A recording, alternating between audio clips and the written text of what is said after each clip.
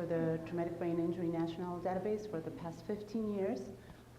My job responsibility changed 5 years ago, and I started doing follow-up assessments for a longitudinal study that is nationwide. Next, please. Here you have the different model systems throughout the country, 16 altogether. 4 of those are the original model systems from 1987, and we are one of those in California. Next. We are supposed to do our follow-ups at intervals of 1 year, 2 years, and every 5 from the date of injury. We have a window of time in which we can contact participants and be able to do those follow-up assessments. For year 1, we have a 4-month window, 2 months before the date of injury and 2 months after. For year 2, we have a 6-month window, same thing, 3 months before the injury, 3 months after the injury. And for years 5 through 20, we have 1 year. Right away, you can see that we need to focus on those year 1s and 2 right away. If you're dealing with people that are lost to follow-up, 4 months is a very short time. Next, please. Bottom line is every 3 months we have to submit our information to the National Data and Statistical Center, which is located in Colorado. And either we have forms with data or we have forms without data. Hopefully, we have forms with data. People who have expired or are incarcerated are considered as submitted with data. People that are incarcerated fall under the protected population, and we are not to do follow-ups on those people. But we are going to concentrate on the lost to follow-up. Next, please. Those are our numbers from 1989 to 2010. We have completed a number of follow-ups. As I said before, incarcerated and expired are considered as people with data. And the bottom 3 are people without data, lost to follow-up. We have people that have withdrawn participation, meaning they do not want to be contacted again, and they're refusing participation that one time period, but we can call them next time. Next, please. Statistical Center placed targets for follow-ups. If you see that in the green bars at the back, for years 1 and 2, our target is 90%, which is very high. For the following years, 5, 10, 15, 20, our target's at 80%. In 2003, if you look at the blue bars, those were our numbers. And the people that did that job did a wonderful job, but they didn't have targets and they didn't have what we have now, technology, internet access, and so many more cool things. Currently, the middle bars, those are our numbers, and I think they're pretty good. But we can do better. Next, please. I have put together a follow-up tree, a systematic way for us to do our follow-up so that we minimize loss to follow-up. Because I think it's the responsibility of the person that collects data to focus on people that do not respond so that we systematically do not lose people. Maybe those are the people that we need to be capturing. It's wonderful to have people that respond and do the follow-up assessments, but we need to focus on the ones that do not respond for whatever reason. So if you bear with me, every 3 months, as soon as the window opens, we do a mail-out, a packet we send to every person whose window is open. We include a cover letter reintroducing the study, letting them know that soon we will be getting in touch with them. And I include a form for them to update their contact information. It has 2 parts. The participant updates their information, address, phone numbers, cell numbers, times when I may contact them. But I also include a second portion of, I want contact information for the person that will know where the participant will be in 5 years. Why? I have secured my follow-up for this year, and I have secured my next follow-up. So once the people receive their packets within 1 or 2 weeks, actually we don't need it, don't worry about it. Between 1 and 2 weeks, you will start to receive updated information. And that's considered follow-up that has been completed because you call the person, you set up an appointment, you complete your follow-up, done. You go back to the people that have not responded. You take all those people, you give them 2 weeks. You take all those people and you call absolutely everyone who has not responded.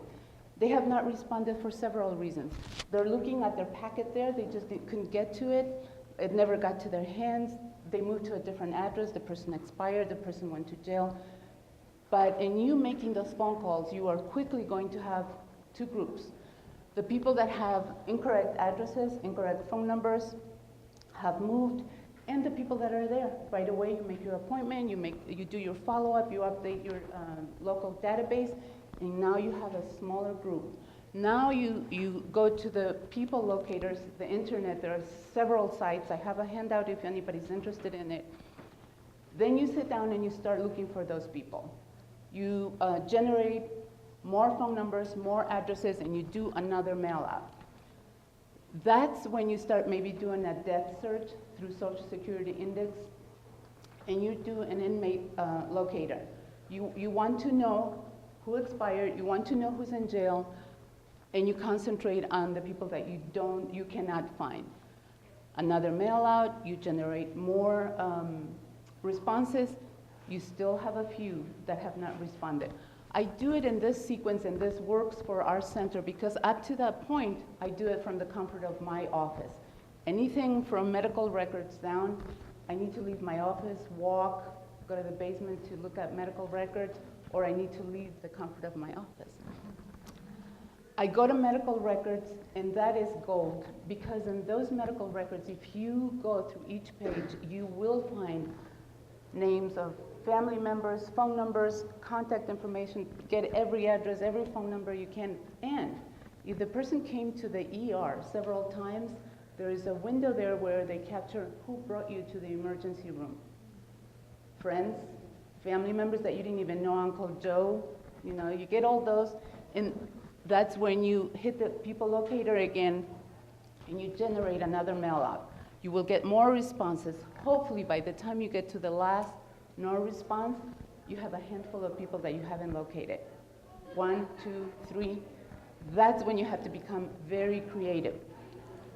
In the last year, I realized that if I really put my thinking cap on, I will find if those people are 70, 80, 90 years old and all of a sudden they fall off the face of the earth, call nursing homes. You will find them there.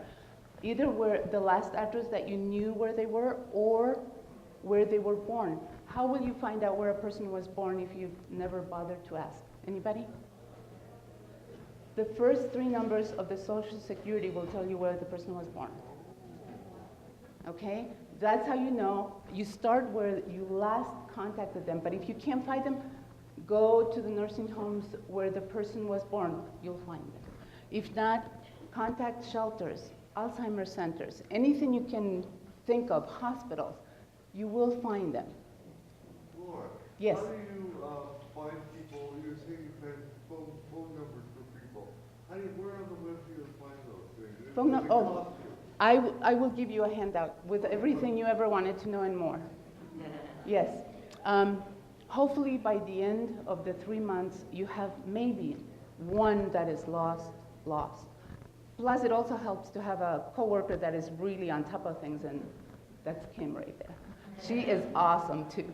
And we get excited when we find the person because those are the people you want to concentrate. These are the people that have problems, maybe with drugs, they were in and out of jail, they don't have a support system. Those are the people you want to focus. Next, please. And just quickly, I didn't check my time, but when you're doing Social Security index check, keep in mind that that is updated every 6 to 7 months. So you constantly have to be checking. But when you do this, at the same time, check the online newspaper obituary because they update their data every day. They capture obituaries from every newspaper in the country plus other countries. How cool is that? Next. Inmate search. In California, we have, we have the federal, which is for the whole country, but we have the state one where you actually can find, verify, first of all, if you have the correct person, and you always should do that because if you do just by name, you will have 5 people that have the same first name, middle name, last name. So you need to call and verify that you have the correct date of birth, correct person. And the cool thing about this website is you can register and they will send you updates as to when the person will be released. VineLink is more for all the other states, and if you have people in other states, then you do need to make a little bit, phone calls just to see how else you can manage to find your people. Next.